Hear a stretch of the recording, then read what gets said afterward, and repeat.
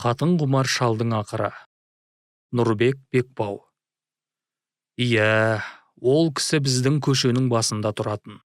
Сақалы дөңгелене біткен, қияқ мұртты, қыр мұрынды.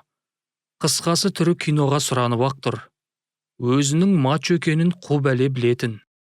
Әдемі қыз келіншек көрсе, сумаң етіп сол маңнан табылатын. Не керек, сол шал бір күні өлді. Қайтыс болды, қайтты деп қайырлы өлімге ұқсатқым келмейді. Қабірге қоятында сәт келді. Екі баласы шұңқырға түсті. Арулап, екі жағынан екеулеп ұстады. Еңкейіп қабірдің ұяшығына денені қойғалы жатқан. Шыңғырып екеуі де атып шықты. Әкесінің мәйіті құладыда қалды. Жұрттың бәрі не болды десті. Қабір іші жылан тола, құржынап жатыр дейді. Үрпейісіп қалдық.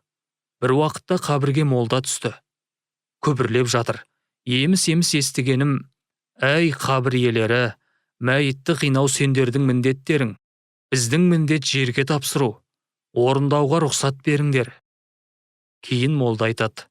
Солай рұқсат сұрап ем, жылан біткен қабырғаға қарай ығыса кетті. Ағамыз мүрдені қабір ішіне салды. Енді мәйіт жатқан ұяшықты кірпішпен жабу керек. Көмекке мен түстім. Арғы әлем мен бергі әлемнің арасын кесектермен жауып жатырмыз. Арғы беттен қырш-қырш еткен дыбыстар естіледі. Тісің қышырлап, денең шымырлайдай, анау дыбыстарды естісең, зәрем зәр түбіне кетті. Қайтып келеміз. Жанымда әлгі молда кісінің 3 кейіпкер туралы хадис айтқаны есімде қалыпты. Кәззап патша, тәкаппар кедей, сосын зинақор шал. Міне осы үшеуі Алланың мейірімінен мақұрым қалатындар деді. Көзіме жас келді. Өзімді ойладым, өзімнің достарымды ойладым.